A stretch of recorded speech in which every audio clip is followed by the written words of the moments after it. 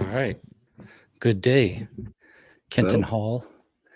We're tectonic plates apart, but yeah. I've looked at your bio and such and understand that you're a writer, actor, musician. I'm not sure at this point in your life how you would list that, like order of Well, what you normally do. I thought I would try to have as many insecure careers as I could all at one go, in hopes that maybe they might add up to one uh, secure one. But it's just three different, separate, insecure ones. I mean, writing these days tends to be the bread and butter, um, but it's very changeable. I mean, during during the COVID lockdowns, sort of all the acting and out of the housework that I had, disappeared overnight, like was the same for a lot of creators. So there was a really hard pivot into the writing after a few months of sort of screaming at the walls. But it's always been a mix of things. And particularly when I work sort of like in audio drama space, I tend to be acting as well, oftentimes, or directing.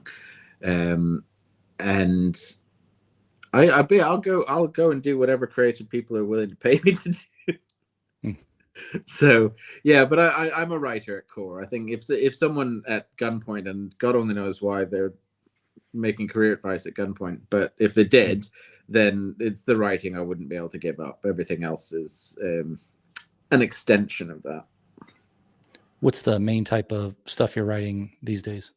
A lot of audio drama. So what I guess some people call it fiction podcasts, which is like, meh, that's an awful sounding thing.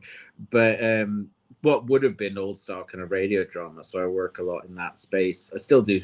I still write for film. I write books, sometimes graphic novels. It's pretty mixed, and I'm still kind of a working musician and recording artist. So there's songwriting going on in there as well. Um, this year has been largely around two big audio projects, which I'm sure we'll discuss as we go along. When you do write, like, what's the nuts and bolts of that? Like, where do you write and what do you use to write? I have an office because I still live with my two grown up children, so I do need a place to sequester myself because they are not writers and therefore they have social lives, and oftentimes my house is overrun with 20 something young women, which when I was a 20 something young man I would have been all in favor of, but as a 40 something man I'm like, please just quiet. Why are you so loud? So I have an office, but sometimes I just lock myself in my room with my laptop. But yeah, it's me and a laptop that I carry pretty much everywhere. I write on trains and in hotels and in wherever I can, depending on where I am in the world. What kind of program do you use? For scripting, I use Final Draft because that's kind of industry standard now. So if you're sending stuff out, you kind of need to have that. For prose, I'm just working in Word. I've been using some version of Word since I was 12 years old, so I'm used to it by now. That's back in the like CD backslash days. Yeah. I remember as a young broke artist having Microsoft Works, which is like the cheapest version you could get of it. Yeah, it's stayed with me all these years. Big corporation or no, I know it. I know how to fix it when it goes wrong as well, which is a big important thing. I know how to find the files when they're lost. That's the vital aspect of it. Yeah. But yeah, for radio and film scripts, I use Final Draft. What's your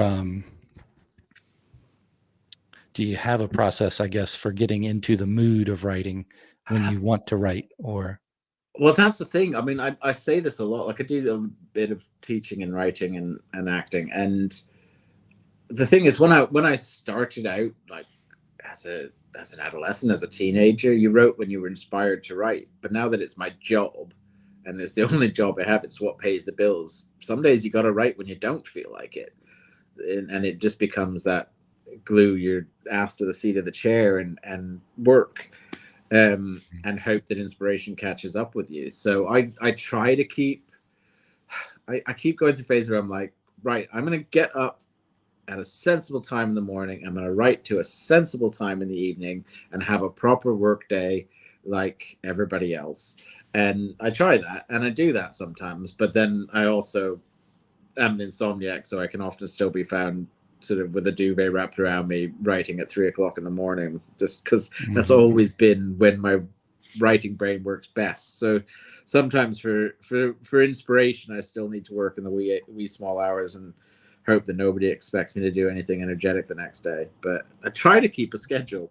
Every so often you get a job where you're working closely with other people. Like I did an audio job at the top of the year, which was for a big TV company, and it was a lot of scripts for a series. So those were like 7 a.m. to 7 p.m. work days, Monday to Friday, and I kind of got used to it. And then immediately that contract ended, I went back to writing a book, and it was like 3 o'clock in the morning. I'm scratching away.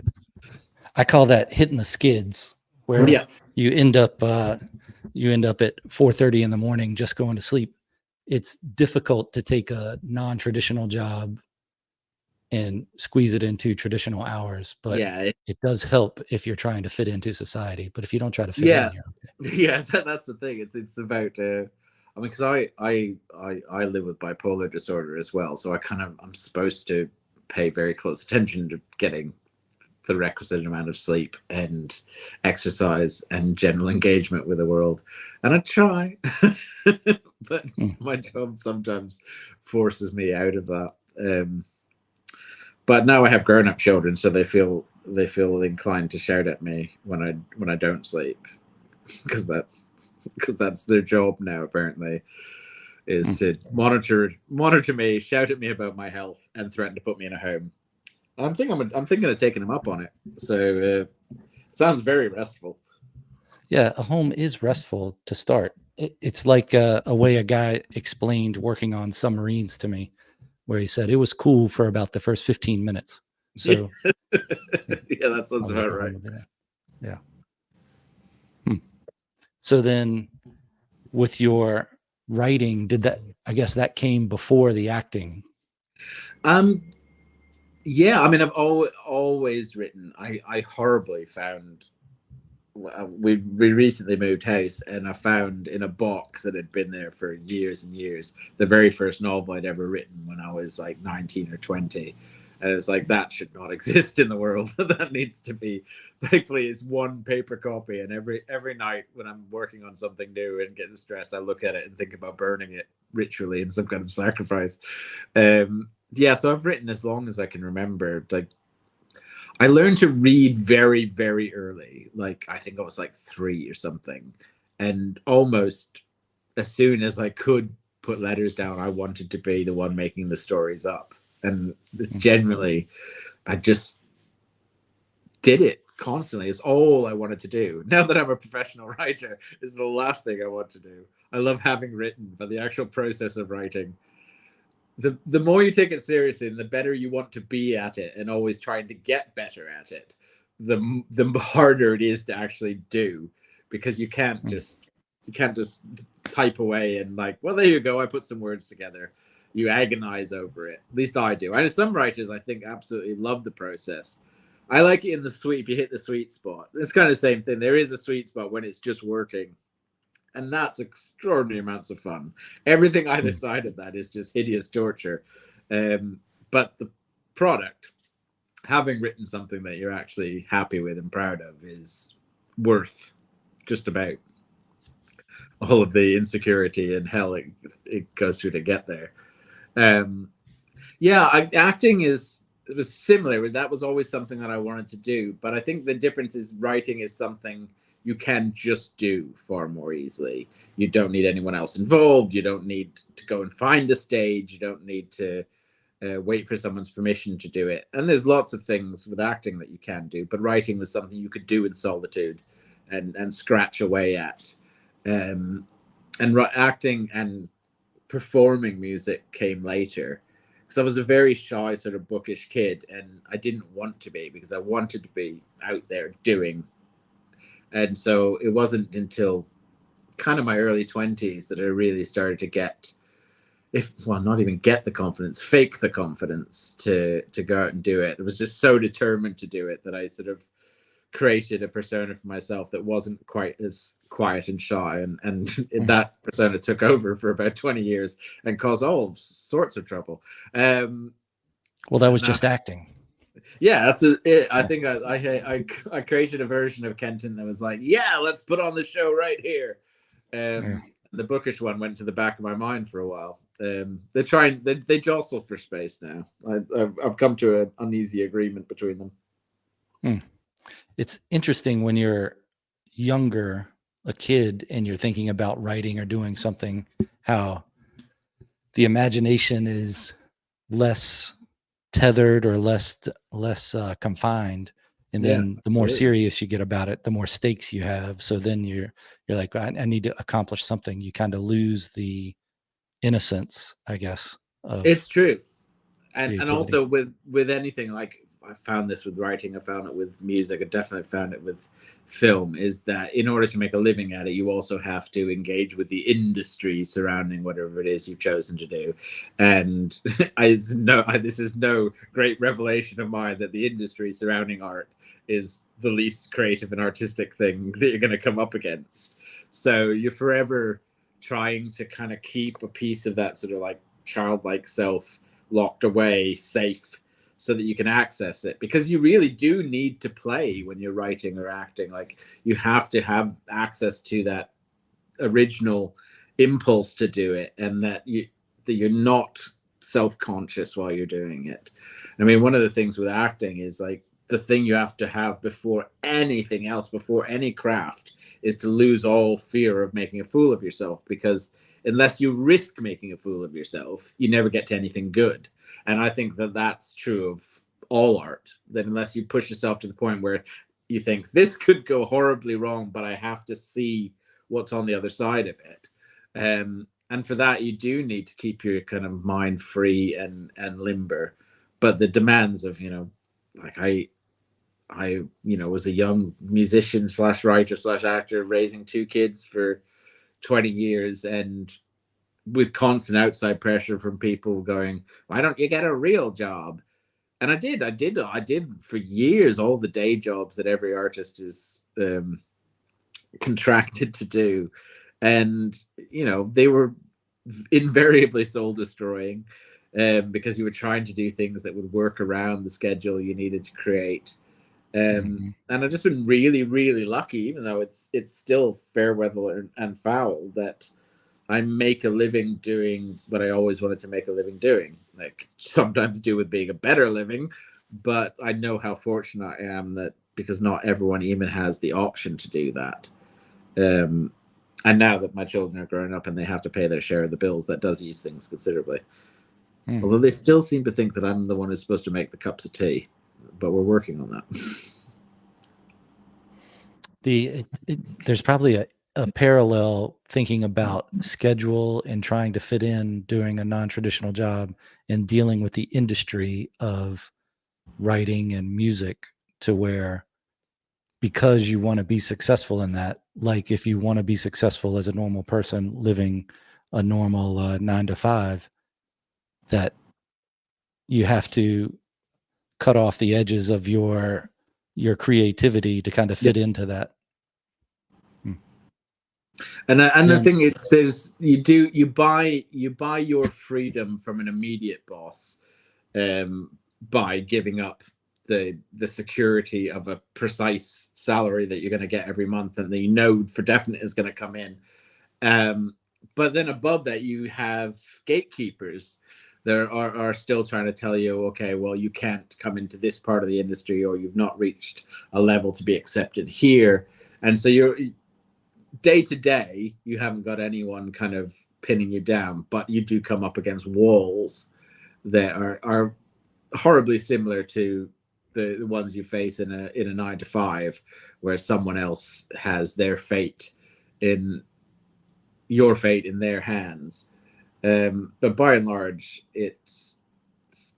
I think a lot of younger creatives sometimes hit those walls and then stop doing the thing. Like, oh, well, if I'm not going to be if I'm not going to be Taylor Swift, there's no point in my being a musician. Or if I'm, you know, if I'm not going to be Stephen King, there's no point in my writing novels. And it's like, I think the biggest thing for anyone to feel successful as an artist is to define success for yourself, and define success as being you manage to pay the bills. You pay the bills writing words, or you pay the bills doing plays or being in films. And then on top of that, that you're constantly getting better at what you do because you're putting the work in. Yeah. And hopefully you leave behind a body of work. I know that kind of thing is not important to everyone, but I think in terms of, you know, self-worth and making a mark, that if you build up a body of work of things that you're proud of, that's kind of whatever you do, whatever you want out of life, whatever your path was, having a collection of things that you're proud of, that are your doing. I don't think that's a bad way to be successful. I think our ideas, it's I think it's the end goal. And I think I feel very differently at 47 than I felt at 27 when I was out on the road with a band and, you know, desperate for a hit, just to ease things into, like, because you saw this stretching road ahead of you where if you didn't pull it together and pull it out of the fire, then, you know, it could all come tumbling down. I've survived all that. I know there's going to be times where everything's on the up, and I know there's going to be times when everything's in the dirt, and you get much more of a sense of the fact that you will rebound from the downs and back into the ups, and you just have to hold your nerve. So, you know, if there's one upside to aging, it's learning to hold your nerve, because you've had enough experience to know that nothing is forever.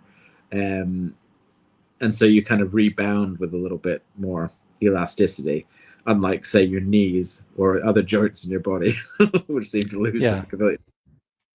Getting to about the age now where if you get up and your knees don't hurt, that's a good day. Yeah, that's right. How much of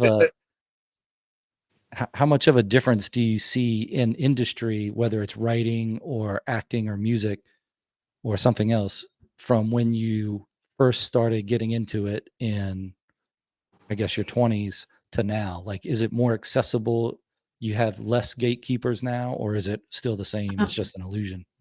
It goes, it's cyclical. I spent my 20s, like the industry that I was closest to, the one I was certainly working around the fringes of, is the music industry. And I kind of came in at sort of the first boom of kind of the bedroom artist, where it was now possible to record albums at home. And you didn't necessarily need to get into a big studio. You didn't necessarily, you know, things like MySpace were the social media, just to date me. And YouTube was in its infancy, and there was this possibility that you could garner an audience without the resources of a major label.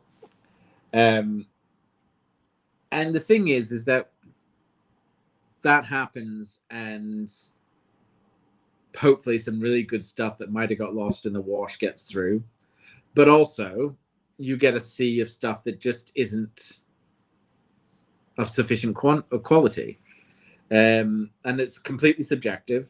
What people like different things, but you are now, if you are an artist working hard, you're swimming in a sea of content and trying to get heard above that, and that's remained the same. You know, there's with streaming, with its god awful payment structures, you have a lot of artists that are able to get their stuff out there and in the shop window, but you still have exactly the same battle of knocking on the window from the inside and trying to get anyone to look at you. Same thing has happened as my career's gone along in terms of publishing with books. I'm with a very small imprint, and I'm happy with that.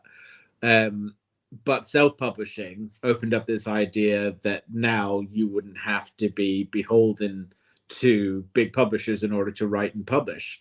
And that's true. The problem being is that there's a lot of people who haven't bothered to learn to copy edit, or don't understand the purpose of an editor, or don't spend money on sort of an attractive looking package. So that self-publishing sea becomes full of stuff that doesn't look like it's professional. And then if you're swimming in that sea, you can get tarred with that brush. So it's always important to keep an eye on the bigger industry to see how things are done, what is considered a professional standard, and then try to match that, but hopefully sort of remove some of the more damaging elements of the bigger industry, which is that money tends to be taken more seriously than ability or ingenuity or originality. And you make the deals you make. There are gatekeepers. There are people in places that are just support their personal taste, and that's it. But then there are also people in big film organizations, in big companies, that have worked their way up to a position of authority because they genuinely love the medium they're working in, and they make a point of trying to develop talent. But even they can't find everyone. So sometimes you're just playing a numbers game when it comes to sort of like breakthrough financial success, or sort of a wide release of something. And you kind of just have to keep chipping away because you never know which one. And the thing is, the one good thing about the developments in technology is that you make a record now, and your 10th record down the line gets successful. The first one hasn't vanished into a bargain bin somewhere. It's there to be found. Everything in my career, everything that I've ever done or released is still available. So I'll get new fans for a record I made in 2001, or for a short film that I released in 2005. And people, because they've found something new that I've done, and they've gone back, they've gone into a Wikipedia deep dive or something, and they've found something else that I worked on. So that the hope is always that none of it's ever wasted. If something doesn't get the support it needs at the time, if something doesn't get the sort of wide release, it doesn't really matter. It's disappointing at the time because it means, okay, the next thing we'll try again. But if you build a body of work that you're proud of, like I said before, then you won't mind when people go poking around in your juvenilia for examples of what you did. And it's all there to be experienced and new. And there's always a new audience coming through that will like your stuff. Because I believe that everyone's got an audience. If you're sincere and you're really working at it, your audience is out there amongst the 7 or 8 billion people on the planet. Your audience that of really most artists need like 3,000 people to keep them afloat as solid fans that buy everything they do. The problem is you're trying to find them in a group of 8 billion, and that's where marketing and stuff comes in. So you just over the course of your career, just hoping you track down your people, and then hold them tight. The good part about having things that you've created at different ages of for yourself, like stuff you did when you were 20, when you're 30, when you're 40, is that usually those new fans are the younger fans that are looking for something else, something different. And they're going to find the stuff you did when you were 20 and they're about 20, or they're thinking about being 20, and it resonates with them as well.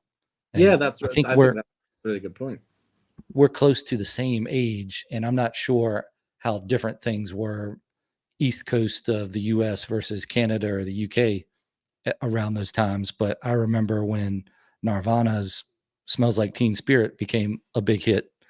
And it's interesting to think about it or describe it now, because before that, I was listening to Guns N' Roses and things like that. And then when I heard Nirvana the first time, I was like, oh man, this changes everything. How are you going to be able to listen to all that stuff that you were listening to before after you listen to this? And as I've gotten older, I still like all those things. And while the memory of hearing it for the first time and thinking this changes everything, I still remember that memory, but I don't get that feeling when I listen to that music anymore. I guess it's smoothed over so much that it all, joins together nicely. But it did make me go back and listen to earlier Nirvana stuff, like their Sub Pop, the Bleach album, where you listen to that and think, I can do that. it's good. I like it. I can do that. So then you start Yeah. playing in the garage or whatever. But I do think that is because I've spoken to other people. I mean, I've had partners who extraordinary taste in music and film, and incredibly intelligent, creative people, but they've never thought to themselves, I want to do it. They just enjoy things. They watch a film and they listen to an album. And they're like, I love that. And I'm like, doesn't it make you want to like go and do that? And they're like, no, why would I? That's not what I Oh, do. wow. I do think that is the one thing that separates people who go on to actually make stuff of their own from perfectly mentally healthy people, is that some compulsion to engage. I find, like, for instance, I find going to an art gallery with paintings the most relaxing thing I can do, because I have zero talent, zero ability, like less than zero. My stick figures could get sued by stick figures for giving them a bad name. So I can go and look at a painting and just go, wow, and just have the experience. And the stuff that I love, I mean, music is vital to me. Books are vital to me. Film is vital. They are the core of my being, but I can't watch or listen or read without some part of my brain going, how would I have done this differently? And there's a weird arrogance to that you're reading these things that are amazing. And sometimes you'll be inspired and go, oh, I got to learn how to do that. But the fact that some part of you goes, well, I can learn how to do that. Obviously, I may not be there yet, but I'll get there. So even the stuff that you think is miles out of your reach, there's some part of your brain that's going, yeah, but I'll figure it out. Like, I will learn how to write that way. Yeah. But I mean, you get older and you start going, well, the point is to write like yourself and to develop that and not try to be everybody else at the same time. But it's all part of the learning process. But yeah, it is a weird, it's kind of a sort of benevolent narcissism that sometimes becomes non-benevolent narcissism, that you see something and you go, well, I can play in that. I can play on that field. That's where I belong. And it's strange because at the same time, a lot of artists, including myself, suffer from crippling self-doubt the rest of the time. We are also convinced that you'll never be good enough, that you're never going to make it, that you might as well just give up.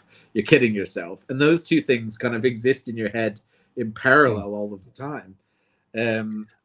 I wonder if that's the same thing that makes up those walls of the people that are content to listen or watch and not think I can do that. I wonder if that's just those pieces floating around in your mind saying, maybe so. hey, you're not supposed to be able to do this. And it's interesting to think what some creative people, like if you write and do music and other things, but then you look at painting and you go, I like it. I like looking at it. I like the way it makes me feel, what it makes me think about, but I'm not interested in doing it. And it's the same thing that other people, I guess you could call them the squares, would say, I'm not interested in doing any of that creative stuff. I'm just here to do these other things. And maybe that's what they mean by that saying, yeah, it takes all kinds. Yeah, absolutely. And I mean, I'm glad that not everybody wants to write, because I got enough competition as it is. But I mean, I have my daughters are twins and brought up around art stuff all their lives. Both of them did it as a hobby, and they were both in my first film that I directed. And then they got to the age where they were deciding what they were going to go to university and do. And one just followed in my footsteps, because apparently she doesn't like money.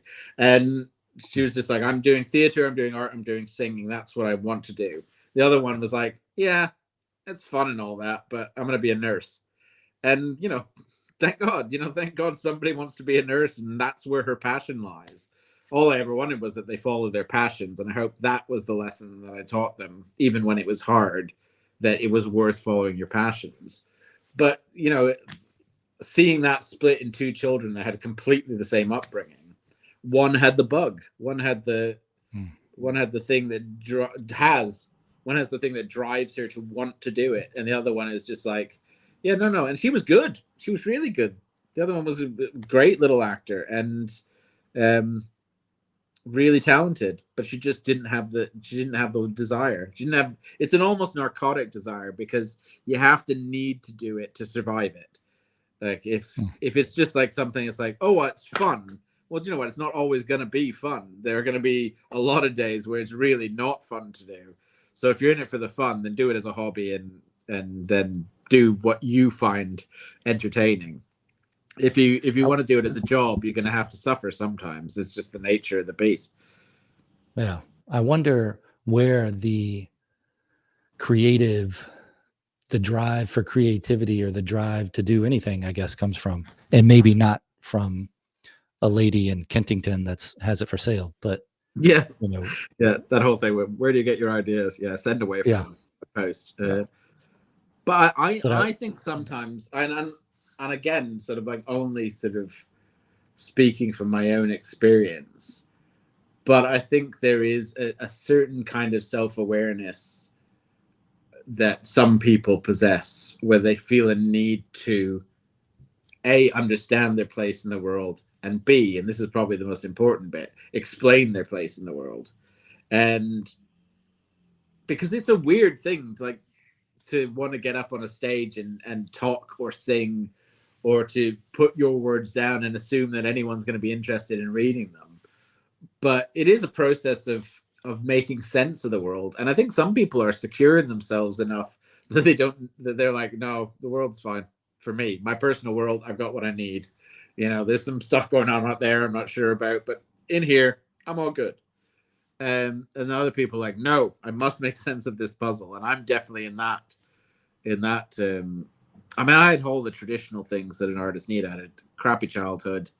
Weird stuff went down for years, and then I went out and had a bizarre adolescence and bizarre 20s off the back of that. So, I lived like a writer. If I hadn't been a writer, it would have been an absolute waste of source material. Like, my life is not the life of an accountant.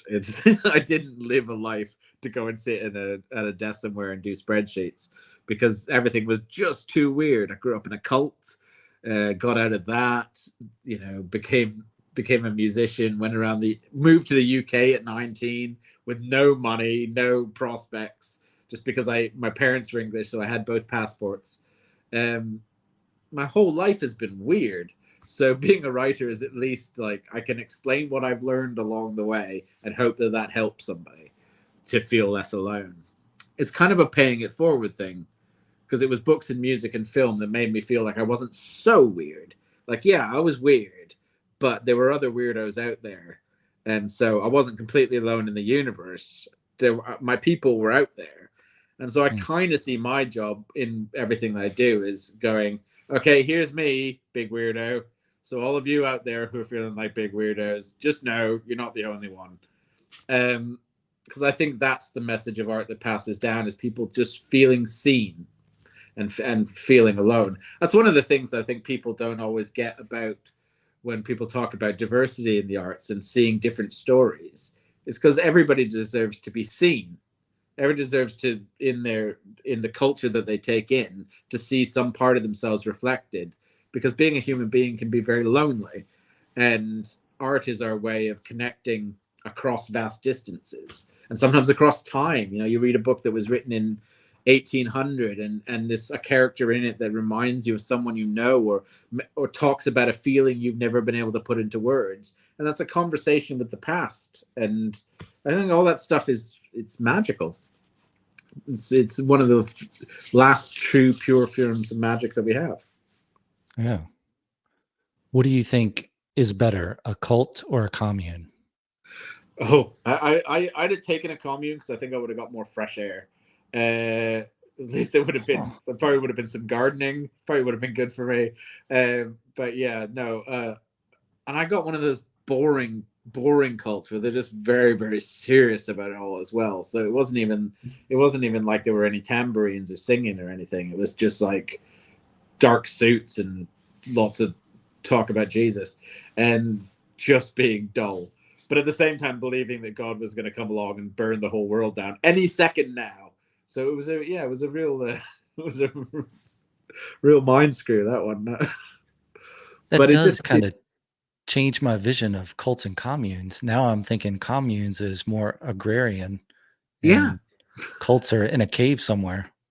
Yeah, Yeah. these are just very boring Protestant cult. That is just it's entirely unpleasant, and with all the same really serious dark problems that cults have as well. But I can't dwell on them too long, or I go mental. So, but from a purely infrastructure basis, they were just boring, and that was perhaps the greatest sin that they committed to me. It wasn't, but it feels like it now. I That I thought a grew up cult would be so better. dull. I thought the cult would be better because there's somebody in charge. I get frustrated with the commune if everybody's trying to do No, things on consensus. I see what you mean. I see what you mean. Well, yeah, I could. The cult. I grew up Maybe with that's Joe. why communes turn into cults.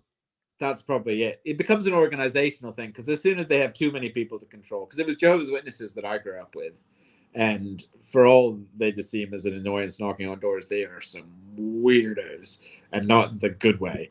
They're just psychopaths and sociopaths right across the board, and all the hiding of child abuse and all the stuff that goes on in any of these places. But also at the same time, deeply, deeply dull and deeply, deeply stupid.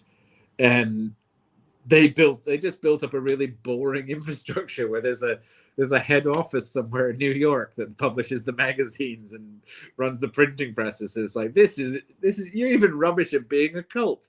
This should have It some doesn't have guy. that. It doesn't have that sci-fi grab that Yeah, Scientology does. like yeah, exactly. I mean, Scientology is Fruit Loops, but at least they've got a backstory.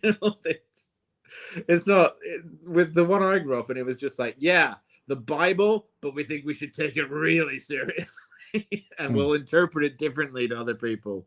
And it's like, oh, good God, literally, this is get me out of here. So I did what a lot of people that grew up in a really kind of restrictive religious environment where you really weren't supposed to associate with anyone outside. So I got out and went absolutely bananas because you didn't really have kind of, once you threw off all the things that have been kind of drilled into your head your whole life, you didn't really have a kind of compass of your own. And so you just like threw yourself at life with abandon and had to work out where your lines were and what your actual personal morality was and what you believed in and I became quite quickly sort of a humanist, which is just like, I think the human race is amazing and has a lot of potential, but oh my God, does it make bad decisions? So maybe I'll just be one guy trying to make less bad decisions. That's my whole impulse in the world, is to just get better at being good to other people, and in the hopes that will just rub off somehow. And it's a continual process, and I have failed at it dramatically on many occasions. But yeah, I don't think you need someone watching down from the skies to be good. I just think you need to want other people to feel better. And that's at the heart of my philosophy, such as it is. And that's kind of at the heart of what I write about as well. I'm interested in people. I know that there's a lot of just absolute batshit stuff going on with them, and I find that fascinating as well, and often hilarious. So I do still stick my face into the shadows, but when I come back out, I genuinely, I just hope that every act of kindness that you see is a glimmer of hope for the future of the human race, because we're capable of it, despite the fact that we're built to be selfish. We're on the inside of these flesh suits looking out. We have our desires and the things that we want. By right, there should be no unselfishness in the world.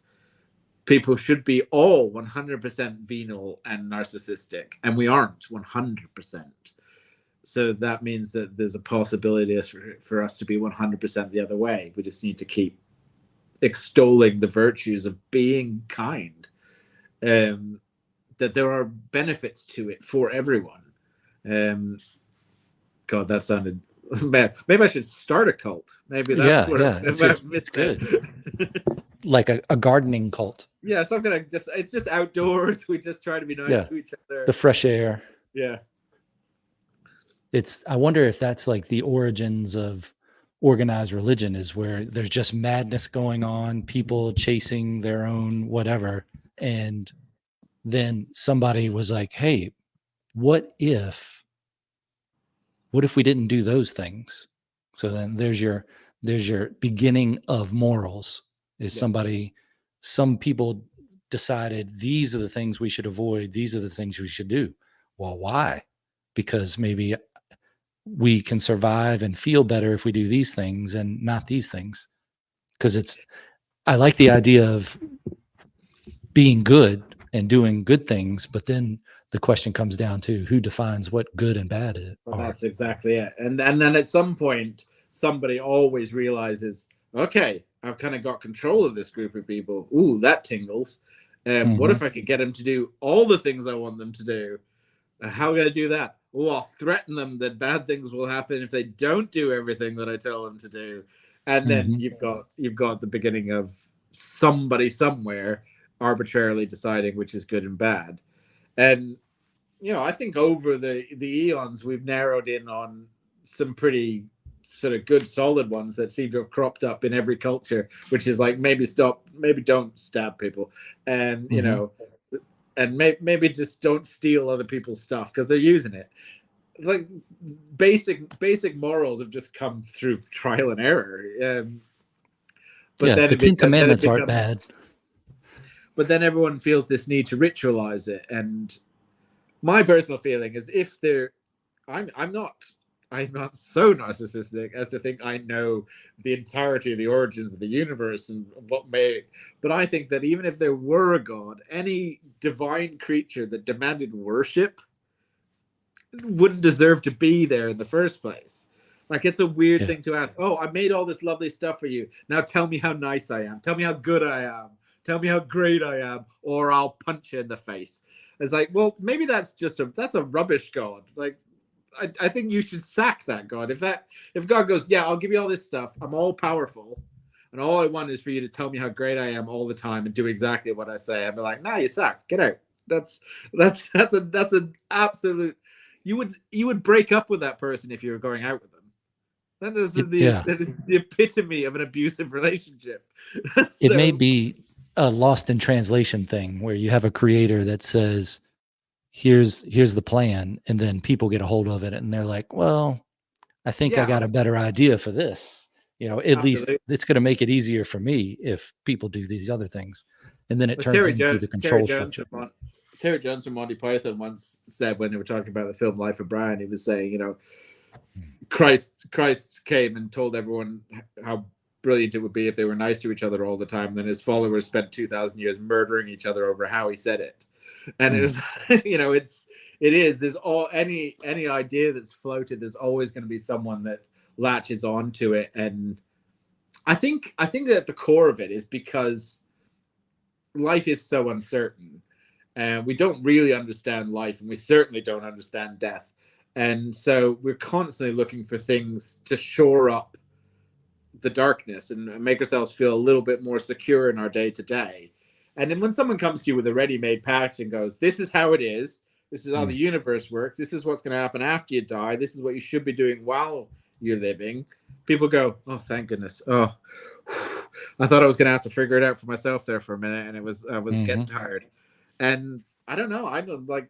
To me, the whole point of life is figuring it out for yourself. That's the whole journey. But to each their own. I certainly wouldn't want to rob anyone of comfort. Life is cold and hard and cruel. But sometimes I'm suspicious of people who buy their comfort off the rack rather than making it for themselves.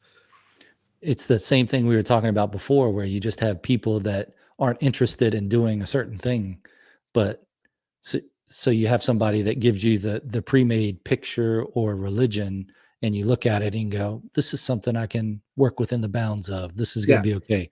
Now I'm going to go do my 9 to 5, and I'm going to put this in there, and maybe that'll keep us from destroying each other every day, and at least minimize it. Because if it was complete anarchy, it would be much worse than it is now. It could always get worse. Yeah. Well, there's the writer G.K. Chesterton, and he said the trouble is that when people stop believing in God, is not that they believe in nothing, is that they'll believe in anything. Yeah. History has kind of sort of processed us into a form where we want to have something to believe in. So if we don't have the big overarching things, we find some little weird thing. That's how cults happen. People are like, oh, I've given up on the Catholic Church, so I'm going to go over here and I'm going to join this cult. I mean, Scientology is the perfect example. It's people, a lot of people that you see visibly in Scientology probably grew up in a standard religion, and at some point went, well, I don't believe in that nonsense. Ooh, L. Ron Hubbard. And you're like, okay, I don't understand what happened there. you were He's the most prolific writer ever. Yeah. It's that's my other philosophy as a writer. Write better than L. Ron Hubbard. It means that sometimes you have a really easy day because it's a really low bar to clear.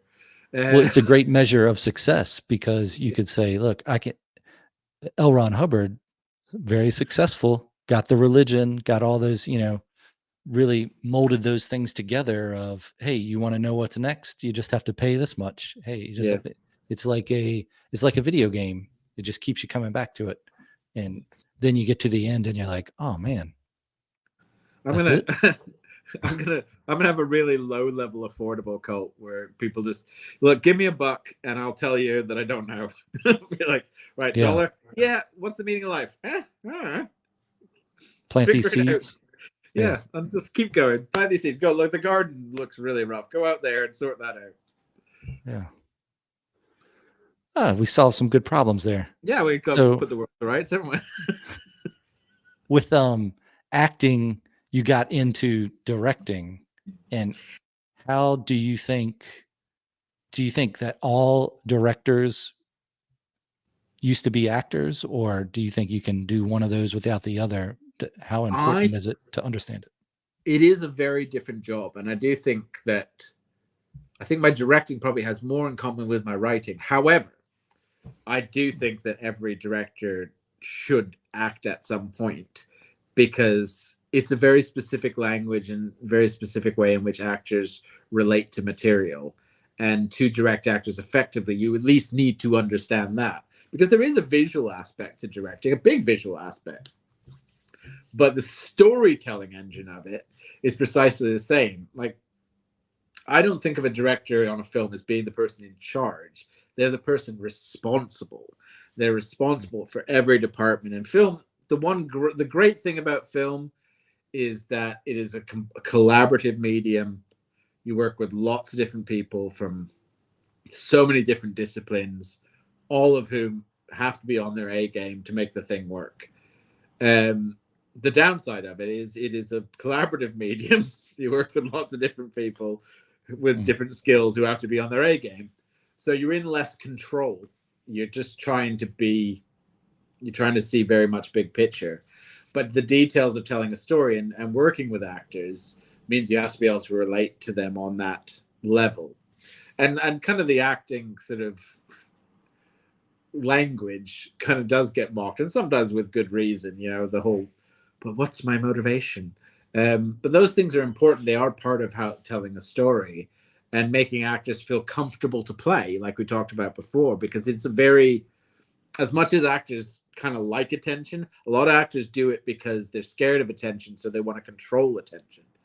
And to make them feel comfortable enough to get back to that childlike state and play and explore, a director has to create an environment where that can happen. That's why I get enraged when I hear about these directors that are shouting and stomping about and throwing things, because it doesn't matter what results they get.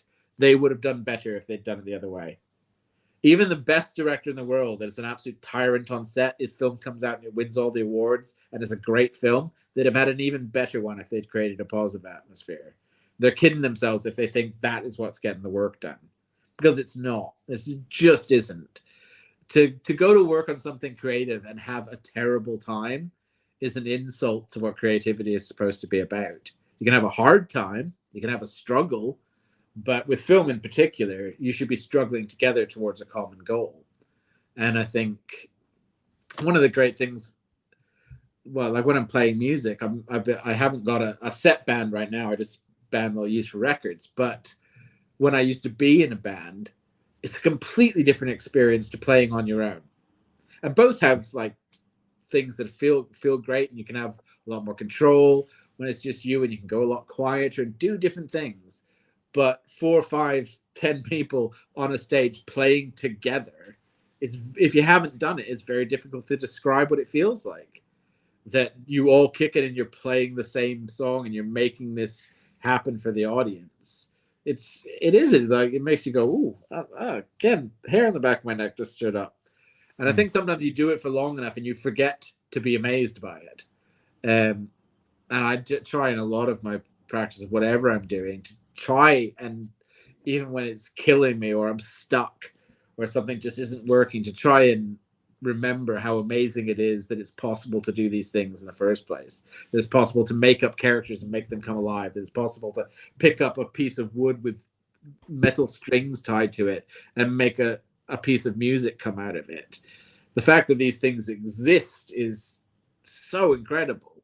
And to be lucky enough to take part in creating those things is something I have to remind myself, because there are times where I'm very tempted to open the window, drop kick my laptop out of it, and go and live in a cave, because it can be hard to do. But also remember that I get to do the thing I love doing, and some people have to get through this life to working at something they hate doing just to keep the rest of their life and their family and the things they do care about together. So you just have to like sometimes just go, I work very hard, but other people, my daughter's a nurse, for God's sake. Like she goes to work 12 hours a day. She's 21 years old. The other day, she works in a ward with a lot of older patients. Someone with dementia just flat out attacked her. And she's like 5'2" and weighs about 3 pounds sopping wet. And that was her work day. But that's what she is dedicated to. That's what she has a passion for. But I don't pretend for a second that me sitting at my laptop making stuff up measures up by any stretch of the imagination to what she does. She keeps people alive. What I do at the best, and what all creatives do at their best, is add to the quality of life. That's what art does. Art adds to the quality of life, and that's not a small thing, but you do have to keep a sense of perspective about it. Like, the world would roll on without us artists, but it wouldn't be as much fun. And I think that's okay. That's a good, and we wouldn't understand it half as well either, because that's what art does as well, is it explains the things around us and helps us position ourselves in the universe. So, but yeah, all respect to people who do real jobs. I just try to do mine to the best of my ability. Well said. Well said. Good summary of what art is. I agree. With your movie, A Dozen Summers, that I tried finding it on Netflix, and maybe it's different in I think it's Netflix here versus on there. on the European ones. Yeah, it might Okay. not be the American one. It's somewhere. It's out there somewhere. Is that available on YouTube for people to see too, or what's I a think way a person in America could see it? I think maybe it's still available on Prime, on Amazon, maybe to rent in the States. I haven't checked that in a while. I should have a look. Yeah, I didn't look at that. I'm sure. Well, I know that the DVD. I know it's still available on DVD. What's a DVD?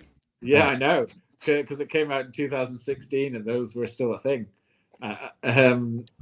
Do you have in your house a thing to play DVDs? I have a PlayStation that will play DVDs at a push when forced to, but okay. I think the only DVD I probably own is A Dozen Summers.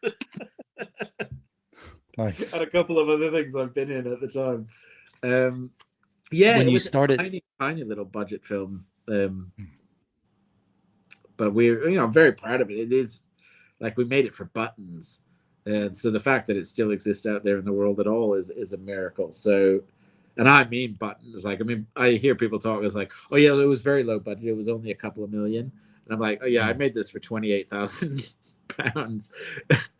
And it was my own money. So, and it was all the money I had and then some.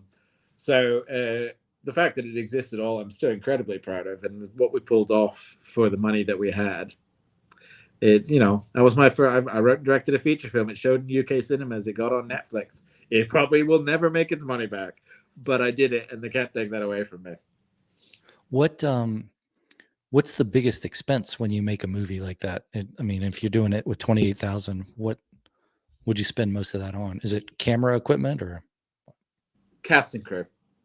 Hmm.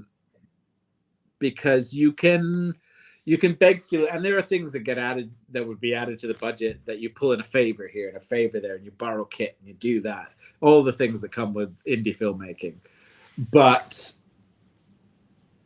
you wherever you can, you pay people, and you never pay them what they're worth. But you know, I mean, we had like some interns and we had a couple of people who volunteered because they really wanted to do stuff. But I was trying to pay everybody on that movie because God almighty, as an actor and a writer, the amount of people that come up to me and go, "Will you star in my short film?" And it'll only take a couple of hours. And I'm like, well, one, it won't. And two, like, I can't do freebies anymore. I used to. Everybody did. You got to pay your dues at some point. You got to take the opportunity to practice. But it's not a hobby for me. This is how the rent gets paid, and this is how the electricity stays on. And people have to learn to value the craft, because when you pay an actor to be in something, you're not paying them for the week that they're with you filming the thing. You're paying them for that week and for the 10 years they spent learning to be an actor in the first place. You pay a writer for something. You're not just paying them for the typing time.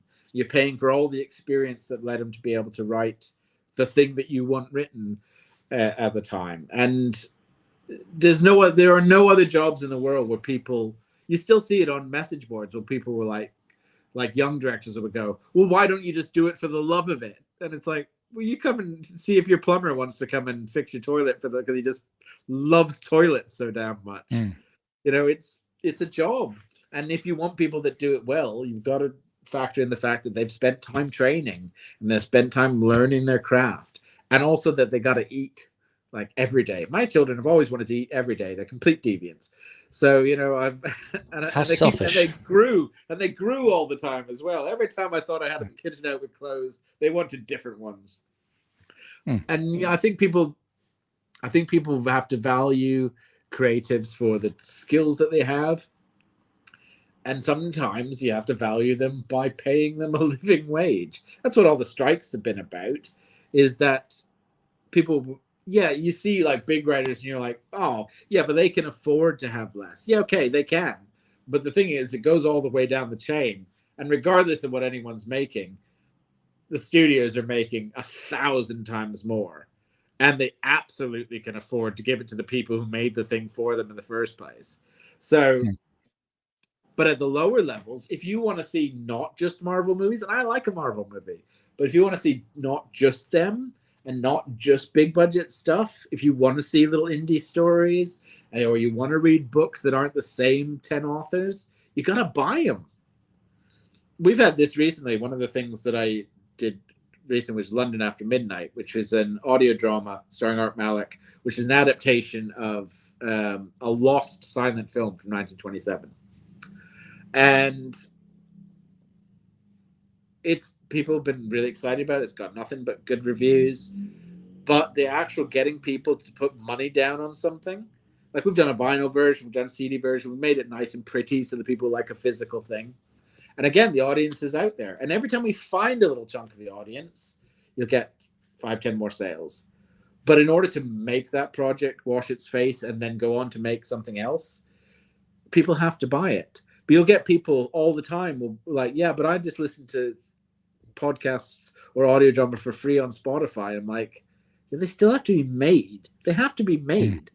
Like, you know, people have gotten to, I'm not a huge, like, I don't ramble on about piracy because it's like, you know, some things, well, maybe people wouldn't have pirated so many movies if you didn't charge £97 to go to the cinema for a single kernel of popcorn.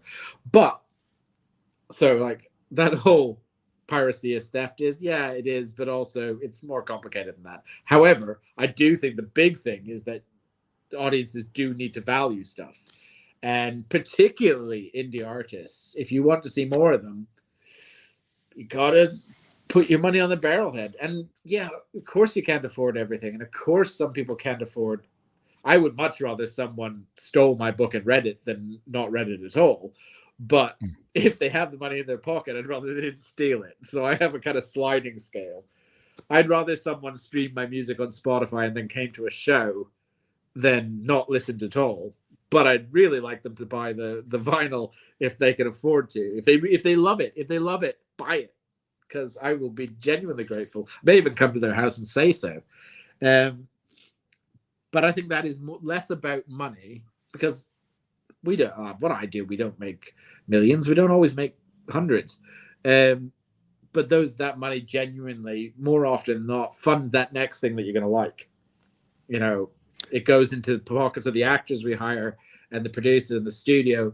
We create work for other creatives by making things. So, you know, if you buy any of my stuff, I swear to God, it is not going in a heated pool. It is going on the electricity bill. and whatever it is my children have demanded, I provide at any given moment. You know, like regular people. I'm in the process of watching that Spotify story. I don't know if it's on Prime or Netflix, and it does make me think about it differently. I like Spotify. I listen to a lot of podcasts on Spotify. I don't stream music so much. I still use iTunes, and if I hear a song or become aware of a song and I like it, then I'll go to iTunes and buy it. I don't know how much of that gets back to the artist, because I think it is certainly better. Like the digital purchase is a significantly better return for artists than, and that's great. And I genuinely don't mind people doing that. I completely understand why people use streaming services the way they do. I mean, it's amazing if you think of an album you haven't heard forever, and like, you can get it. Just like, I can just go and listen to it. But I do the same thing. So I do stream a lot of music, particularly if I'm on the road and I haven't got access to like my vinyl, which I've been trying to buy vinyl again. Not so much even for the physical aspect, but just for the thing of making myself sit down and listen to an album as an experience the way that I used to when I first got into music, instead of just things jumbled up in playlists. You definitely miss out on the connection with an album in the digital format. Even with CDs, you have the little booklet. You could read the lyrics. You could read about whatever. You got to see that little piece of art that the artist put in with it. Same with the album covers. You know, you could open them up, read whatever. And I used to be able to, like, you take older music, Guns N' Roses stuff, the early stuff, or things before that, 80s type music that I had an album of. I know a whole lot more about that than I do about a new song that I hear these days. And I go, I like that song, but I might not even be able to tell you the title of it. Yeah. I just know what it sounds like. So I miss out on that. And I wonder if people that never had that experience, that's why they go and buy the vinyl now. I don't know if you can buy CDs like you can vinyl, but it's rare. I mean, it's weird because I mean, like the music I make, like, I'm quite fortunate that it seems there is a certain type of young person. I think the type of young person I was that still likes what I do. And then there's people my age, and there are people my age who some of them still want a CD. And then there's people older than me that also like it, just because I've been inspired by artists older than me, and they want vinyl. And I like having vinyl. I was probably the last generation of musician that grew up with vinyl even being a going concern. I remember when I was like a little kid, my dad was still buying vinyl, and there was lots of vinyl in the shops. By the time I was a teenager buying music, it wasn't, there wasn't anything. So for a while I was in the generation of cassettes, the single worst medium music's ever been released on. But it was so nice that you could have it in the car and it wouldn't skip. That is, if it survived the cassette player in the car. That's and right. then if you the skills that we had of fixing cassettes and taping them back together, winding them, all those lost skills that I spent years getting good at. If you were fortunate enough to be able to have a Walkman that played a cassette and not just a radio, I mean, the Walkman cassette player were for the rich people. And then it turned into CDs. But then even a CD Walkman at the beginning, you couldn't really run with it because it would skip all the time. And I grew up, as I said before, probably about about the same age as you, and I had records. I mean, I had the original Top Gun movie album, and like Danger some Zone. Diana Ross. Yeah, some Diana Ross stuff. I had 8 tracks because that's what we could get at the thrift store. So, you get I some was best trying of to bread, explain blood, eight sweat, and tracks. tears. I was trying to explain 8 tracks to someone much younger the other day, and it was just, the more I said it out loud, the more demented a device it sounded like. All right, so Yeah, there was like 4 bits, but it would like, you'd get like 2 or 3 tracks in each bit, and you pressed a button to go between the chunks, and it was this massive tape. They went in, and yeah. they were just looking at me like I was trying to tell them how fire was discovered. How do you rewind? You don't rewind. You don't How do you rewind. fast forward? I mean, you can go to the next track, but it might be in the middle of the song. Yeah. You just have to listen to it. So Yeah. what? It's if you don't like cassettes, you're definitely not going to like the 8-track. It's bigger. It's less friendly. I mean, at least with the cassette, you could fast forward to a song, Yeah. even though if you had a tape player with batteries, you didn't want to fast forward or rewind too much because you're going to run those batteries out. And Yeah. then the CD came along. That's probably the biggest thing I had was the most of were CDs. But I mean, I remember my first album, my first 8-track, my first cassette, and I think my first CD. Yeah, I remember the first CD. But I also remember when I got rid of those, like took them to the music store and was like, "Hey, do you want to buy these to sell them reused?" I didn't realize how damaging that was to a performer or a recorder, that now they're not getting paid for that next time around. But it was kind of freeing to not have to cart around giant cases of CDs anymore. Yeah. So the convenience is good, but you lose out on that connectivity with the work, I think. I remember, I do remember sort of it was part of my ritual if I was going out anywhere, my CD Walkman in my pocket, and I'd have to pick which 2 CDs I could be bothered to carry around in my pocket with me for the day. Yeah. And so, yeah, I mean, I remember even just getting an iPod, and the fact that I could load it up with multiple albums was like magic. It was like genuinely something I dreamt of as a child. Yeah. So now there's the fact that my phone potentially has like every album I've ever heard of. I'm always kind of pleased now when I find an album that for whatever reason has fallen through some licensing cracks and doesn't exist on a streaming service anywhere, that I have to go out and buy on physical, because I kind of like, okay, well, this is the only way I can listen to it. So if I want to hear this, I'm going to have to sit down, I'm going to have to put a thing in another thing, and I'm going to have to sit and listen to it. So it forces my hand that I have sometimes slightly eclectic tastes. Wow. I didn't, most of the CDs and cassettes and albums I uploaded to a computer back when iTunes first came around. And it might not even been iTunes. It might've been something else. And then I had to change it over to iTunes. And most of those have survived. So on my phone, cool. I have the CHAGs. So if you ever want to listen to Half the Way Valley, I got it right there. Of course, you could probably find that on YouTube somewhere as well. But no, it's great. I think if they could find a fair way of compensating artists, then artists, the people who create things, just shouldn't be the bottom rung of the ladder when it comes to remuneration. That's all it is.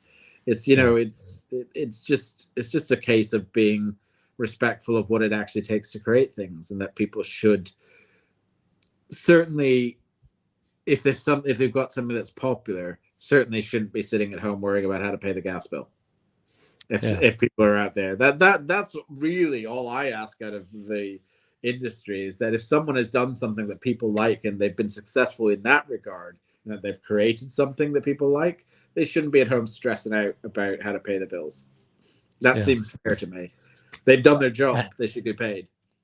Yeah, I haven't finished that Spotify docudrama or whatever it is yet, but it does seem like if the artist that originally performed it or wrote it or whatever, if they're not getting a little taste of that money, then nobody else should be getting paid for it as well. Yeah, it should. If it's going to be free, then it's free for everyone. There shouldn't be a record company. There shouldn't be movie studios that are still making money off of it. You have to give a little taste to the creator, I think. Yeah, Because as we saw, every time there is a strike, you soon see what happens if there aren't creators. Nothing gets done. And AI is not going to replace actual creators because it's so bad. What they've seemed to be doing now in the movie industry, or the movie theater industry anyway, is reshowing movies from the past. So they're making more money getting people to pay to watch those movies again. And I wonder how much those actors in those movies are getting from those rescreenings. Are they still getting the residuals? Like if you go watch Die Hard at the movie theater right now, is Bruce getting any of that money? Yeah, I don't know. you'd hope so. So I got some cleanup. Sorted out the industry, we sorted out the world, we sorted out religion. You could probably add all of that into a cult together and take care of everything. Here's a couple questions.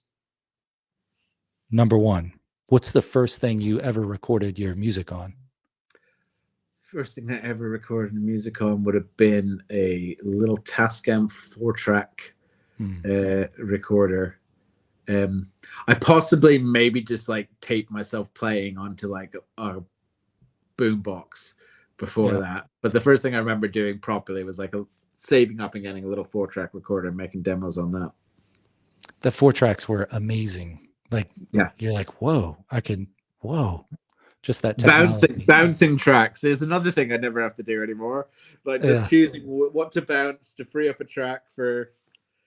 But then you look back, because that was really learning in a way that, like, you know, when the Beatles are making their records, when they first started, they were making those on 4 tracks. You know, like halfway through their career, they got 8 tracks in a studio. And so you really did learn the same lessons about how to be economical with arrangements and how to function in a studio. Though by the time you actually got in a big studio, you had much, because by the time I was in a band and we were in a big studio in London, like everything had moved to Pro Tools and digital. So, and we were with a producer that had produced in New York in the 70s and 80s, where you had to like cut the tape and splice, and to him everything just felt like the actual production engineering side of it felt like nothing, because it was just so easy. But you know, the actual making of music never changes. It's just about learning to use the studio as a tool. I mean, the last time I made with the band before I took a big break, I made in a big studio. The album I released this year was a triple album, and I think it's of sort of comparable quality. I made during the pandemic on my laptop and my other producer's laptop at his house, flying files back and forth and just recording the instruments in my front room. So like I've seen that huge sea change of what you can actually accomplish if you know what you're doing.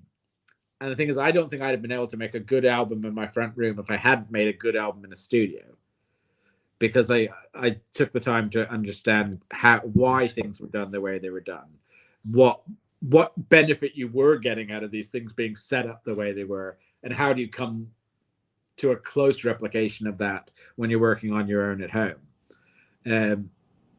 I still, you know, I think probably the next thing I will make in a studio with a band, just so that I'm not driving myself crazy doing vocal overdubs at 3 o'clock in the morning. There's something about that teamwork too. Yeah, absolutely. But it got the job done when it was the only option. And I learned a lot again, because I'd been in a band all of my music career, which meant you had these really great players that were with you that you could just trust to do all the things. And I still had some people guessed. But there were times where I was playing instruments that I wouldn't have played ordinarily, but I would have had someone really good in. So I just had to like, okay, you've heard it done well. Try and get as close to that as you can. And you learn a lot of stuff. I became a better musician because of it, because now I was forced into playing a lot more than sort of like the rhythm guitar and piano I might have played when I was in a band. You know, you had a bass player who was off the charts great. Now I'm playing the bass, and I was like, well, I'm not him, but I'm gonna figure out. But I know why I like what he does, so I'm gonna figure out my version of that, and hope for the best. And then if there was a track that needed something really hard, give him a call and go, can you record this at your house and please send it over? So, you know, you mix and match. But I think Yeah, that's one of the great parts of having different types of mediums you record it on, because for the beginner, whether they're old or young, and they're like, I'd like to record some of my music I've written, then they can hear that and go, oh, well, this person has done a studio album. They've also done an album on their own. So I should be able to do an album on my own. It's that Yeah. same thing of listening to a garage band and thinking, I like the way it sounds. I think I can do that. Yeah, absolutely. I think It makes it possible. Yeah, you definitely shouldn't wait for permission to make the thing you want to make. But you should also put the time in to learn what it takes to make the thing you want to make. It's keeping those things in balance. I love the idea that people can just go out and do a thing, but I also really have a lot of respect for craft. And I think that takes time, and you have to put the work in, and you have to put the effort in to have the craft. So that's why one of the things that has always annoyed me about music is this, and particularly kind of rock and roll, that broad term for sort of pop and rock music, is this idea that it's a young person's game. Well, no. And like every other sort of job in the world, you should be getting better all the time. What the worst thing is when you get 40, 50, 60-year-old musicians who are writing as though they're still 20. That's when it starts to sound a bit like, no, but, write about what you're experiencing now and what you've learned. And hopefully you should actually be better on your instrument and better at the craft of songwriting because you did your apprenticeship and now you're doing. I think it's the industry being so youth focused means that a lot of there have been legacy artists that have fallen into the trap of trying to recapture what they did when they were 25 instead of deciding what they do at 45.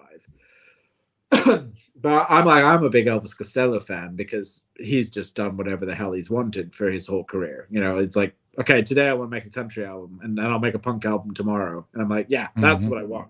That's the freedom I want as a musician, is to explore and play with whatever tools are lying around. So, because I think it's great that there are songs that speak to a 19-year-old. I know with having the two girls, I listened to a lot of music over the last 20 years that I wouldn't have normally listened to. And some of it made me want to chop my own ears off. But every so often, they would play you something with that kind of thing of like, they wanted to share it with you. And they'd be excited about it in the way that you used to be excited about a new song. And if you caught yourself before you went, what is this? Please turn it off. Yeah. I'm melting. If you caught yourself and sort of went with their enthusiasm, every so often you'd hear something and you go, well, actually, man, that's really good. And I never would have heard that if it weren't for you playing new music.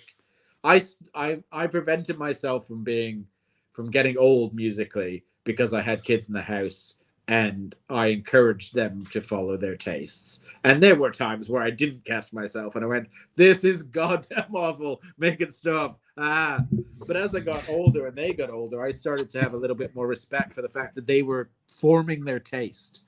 And then also they were listening to things that spoke to the experiences they were going through at the time. And sometimes I heard some really great stuff. And there was also some artists that, while they wouldn't be my first choice to put on, I now have a much greater respect for, because I saw the effect that they had on the audience to whom they were speaking, and that they really reached and really spoke for the audience to whom they were speaking. I'm like, well, that's their only job. So well done. It's not my taste, but go for it. Yeah. I mean, you probably wouldn't have listened to Katy Perry otherwise. No. I recall a time we were moving from the East Coast to the West Coast. We had already moved and we were moving my mother-in-law across. So my wife and her mom are in the RV behind us, and they have her cats and her dog. And I'm in a U-Haul driving through the open plains of North Dakota somewhere. There wasn't a radio station available that I knew of, and I didn't have any other way of playing music other than a little like Bluetooth speaker. So I'm in the U-Haul. I got my boy, which is he was probably 12 or 13 at the time, 12 or 13-year-old pug, Max, is on some pillows looking out of the window, just dreaming about running through the prairies. And we're listening to Strawberry Wine and a song about underage drinking and date rape, or not date rape, but statutory rape. And we're just singing, going through it. And I wouldn't normally like advertise that I was listening to that song, but what a great song. What a great song. And then, you know, a little Perry comes on, Katy Perry comes on after that. And you're like, yeah, that's a pretty good tune too. And he's having a good time. I'm having a good time. And maybe not things we would normally listen to, but it was all right. And I think that's the thing. I think one of the problems with getting older in general is that you can start shutting yourself off to new things. Things like music and film and books that used to be what excited you become the things that comfort you. And therefore, in the limited time you have between all the responsibilities that you have, you turn to the things you know you like. And then that quickly becomes everything except the things I like are rubbish. And at that point, you're just genuinely potentially missing out on things that might mean something to you. So I every so often, the last few years, I've made myself go and find a bunch of end of year lists of what's meant to have been the great albums of the year. And I'll pick stuff off it that I've never heard of, that's not crossed my path. And sometimes I'll be like, yeah. But then every so often, there's been things that have become my favorite artists and albums just by making the effort. And it is a little bit easier for someone like me, because obviously listening to music and reading stuff and taking new stuff, and it's part of my job. I have to do it because I have to feed the engine. And also I have the kind of job where at least, you know, I can have albums on all day while I write, you know. So I do have more time for art by dint of being in art. But I think sometimes just stretching your legs and going and looking in a different field is, I don't know why there's so many gardening metaphors. I don't even like gardening that much. I think you do. I think you do like gardening. Secret gardener. Yeah. You should read that story or the book, Secret Garden. I'm getting the secret. I read it when I was a child. It's a good one. Maybe it's coming back. It's got a good movie of that too. Yeah, it's a good film. Watched that many times when the girls were small. It's just North Dakota made me briefly homesick, because I was from Saskatchewan initially, and I lived right proper southern Saskatchewan. So like North Dakota was like 45 minutes over the border. Yeah. Like my best friend when I was little, like 2 or 3, that I used to like get together with, he lived in North Dakota, and we just used to go over there and spend the day. So yeah, that brought back some memories. Great way to see the country driving across it, and interesting how it does change so abruptly in places, and you're like, wow, this is something you wouldn't know. I was born in Saskatchewan and kind of gradually moved west over my childhood. So like the first 6 or 7 years I was in southern Saskatchewan, then we spent a year in like northern Alberta, where it was so far north that like the sun in the winter, the sun went down at 2 in the afternoon. In the summer, the sun was still out at midnight.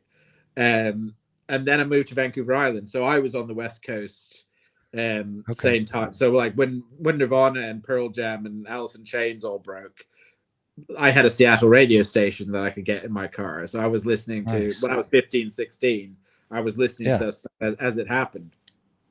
Yeah, because I guess so Nevermind came out when I was 15. So like it was close to the driver's license, getting the driver's license time. Yeah, so I got that the next year, and so I was driving around listening to 107.7 from Seattle and listening to all the Seattle bands, but at the same time listening to the Canadian bands who sometimes didn't even ever cross the border in terms of being sort of recognized. Canada has bands. Huh? Yeah, we have like our own, like the Tragically. I mean, I've heard of Rush, but yeah, the Tragically Hip was our band. Like when the singer Gord Downey, last few years, they were around for like 25 years, and he got a brain tumor and passed away. And like they went on a last national tour where the prime minister introduced it, and it was like, yeah, we got our own stuff going on. And I try to keep tabs on that as well, because I'm not super like patriotic, but I still have a real soft spot for Canada and for Canadian artists, and I still consider myself a Canadian artist, even though I've been in the UK for 20 odd years. I think sometimes you get more patriotic the longer you've been away from home. Like, I definitely think I get more Canadian the longer I've been Got away that from nostalgia. Canada. Yeah. Yeah, just it's that thing that sets you apart, And I am told that I'm incredibly polite by English people, because that's not their thing at all. They're more passive aggressive. Manners cost nothing. Yeah. The first time, level with me on this one. The first time you heard Soundgarden, what did you think? Well, that's a good one. It took me, because I was into like much older stuff that I found when I was sort of like 12, 13, 14. I was into like the Beatles and the Stones and stuff like that. Stone Roses and all those. And it was the more melodic stuff that I liked at first. And then I kind of got into the heavier stuff as I went along. And I think like when I was, so like Soundgarden would have been something that I initially, like 16, would have known what was on the radio from them, and like got into their albums a bit later. I actually think I got into Alice in Chains more than Soundgarden at first. But yeah, like 17, 18, particularly as I was starting to play more, those bands kind of came more into focus for me. One of the things that I really liked about Kurt Cobain was the fact that his songs were so melodic despite being heavy. Like, you could tell that this was someone who had listened to the Vaselines, but also listened to the Beatles. But grunge obviously was like the sort of music like of my time. But I was more into like 10 years previously. So what my real kind of core music when I was first becoming a musician was like punk and new wave. So it was like the Clash and the Pistols and Elvis Costello and Squeeze, and those were the bands that I was always seemingly like 10 years out of sync. So I'd be listening to Nirvana, but I'd also be listening to the Clash. And then I'd like would just deep dive like people like Tom Waits, and then I also kind of got into like folk and like proper country, not plastic hat country, but like, Johnny Cash and things like that. So I was always kind of following this little thread of like, I'd hear an artist that I like and they would talk about an artist that they were inspired by, and I'd go down that and find that as well. So yeah, it was I was sort of listening in all directions, and I think you'd get people like like Soundgarden and Mudhoney. I haven't thought about Mudhoney in a long time.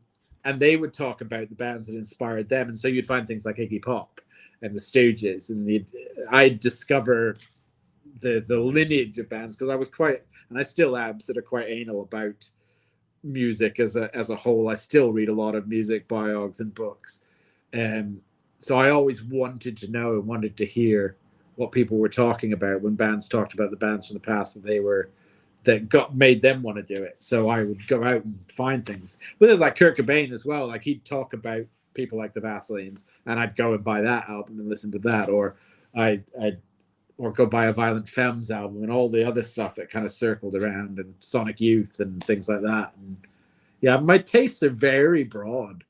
Like, I think I like anything if it's done with like sort of intelligence and passion, from the noisiest metal to the sort of most lush classical. There's something that I like in everything. But also I'm a lyricist, so words, the great lyricists are always kind of top of the pile for me, but I'll listen to lots of other stuff as well. I definitely hear your influences in the music that I've listened to of yours. Like, That's More Like It is a kind of a 80-ish, maybe a little more 90-ish punk pop sound to me. Yeah. And I kind of like,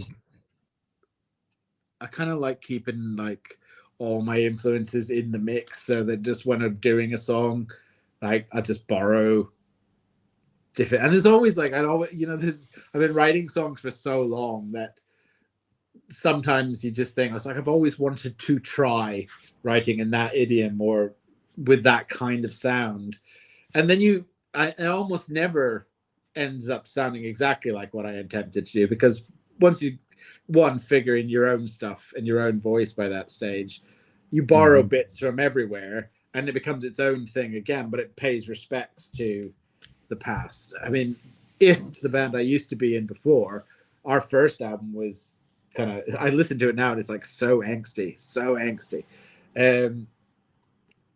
But it was felt significantly heavier when I listen back to it now, even though it wasn't a very heavy rock album. It felt heavier in its intent than the stuff I do now. But then the stuff like that's more like it, where I just wanted to play really loud guitar for a song, and that's what came out.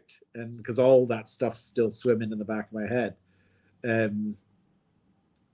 But again, like, I think the albums I have planned for the future, one of them's like very like traditional folk, but the other one's kind of like a bit more sort of Americana, and then I've got one that's a bit heavier. And I just pile up groups of songs, and then because I intend to go in with other musicians, that will shape it and give it a whole new sound again.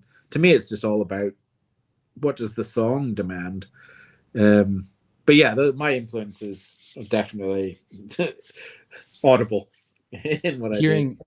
Hearing that you listened to Sonic Youth before, which I think is, for me, most aptly described by, I can't remember the name of the actress that was in Juno at the time, when she said it's just noise. I was like, wow, that's how I felt when I listened to them the first time, but that's also how I felt when I heard Soundgarden the first time. And Yeah, like, that's kind of what I was. It's too much. It's too much.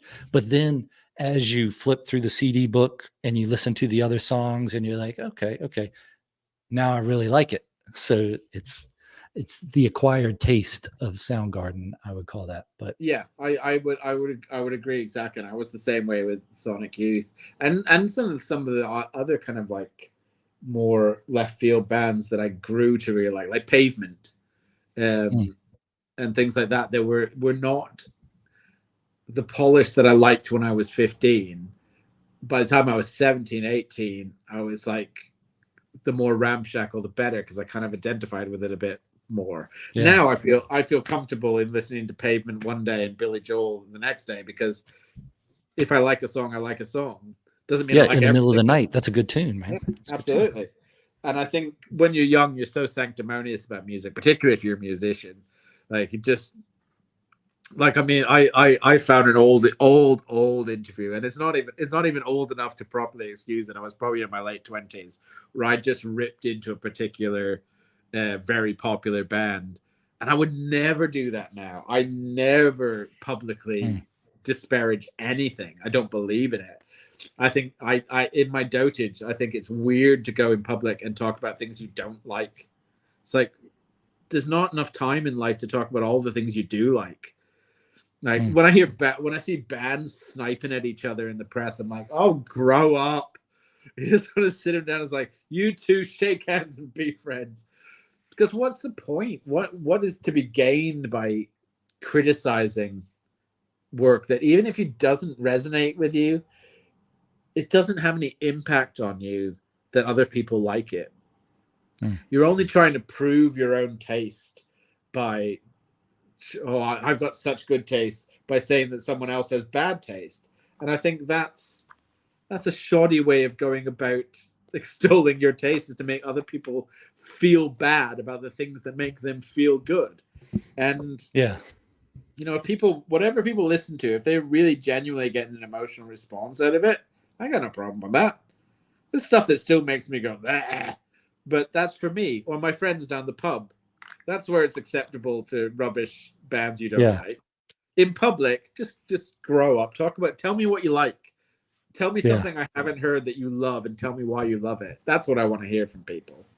So I have necessity have a mixed relationship with critics, because it feels like criticism has descended, and this has been going on since like the 70s, into just who can snark most about a thing. Like, who can come up with the killer line to say how bad something is. It's like, it seems so childish now. And I loved it when I was 20s. I loved that. And I was Mm. right there in. I was coming. I was cursing out everything that I thought was not real music. And you just think, oh, you dickhead. What was wrong with you? What didn't your mother love you enough? And you're like, oh no, she didn't. Okay, that's why. That explains it. But Yeah, yeah, it'll now be I'm all interesting. about positivity. Interesting to see how the world turns out if the people that are 20 and 30 right now end up being 50 and 60. Yeah, absolutely. Like if the world doesn't collapse, what are they going to do? What are they going to think? How different are they going to think? I just go with if you're wondering, is it a nice thing to say or not? You just think, what would Dolly Parton say about this? There How you would she go. talk about it? And then That's you go, okay. perfect. Now that's a cult I would join. What would Dolly Yeah. do? The classic, just a classically nice lady. What's she Yeah. going to say like that? And a great songwriter. One of the best. All right. I have another question for clarity here. Okay. This one's more about acting. Not so much, but a little. Here's the question. Have you ever dressed up as Luke Skywalker for Halloween? Not for Halloween, and that's only because I wasn't allowed to celebrate Halloween when I was a child. Oh, so, I forgot. Yeah. So Halloween became a real thing when I got out of that. I love Halloween, but I did definitely dressed up as Luke Skywalker many times as a child, just because. But also, I wasn't supposed to play with weapons again with these people. But I love Luke Skywalker. Is this again the thing where everyone says I look like Mark Hamill? Well, when I was looking at your bio on Matchmaker FM, I was like, how can anybody not want to talk to Luke Skywalker?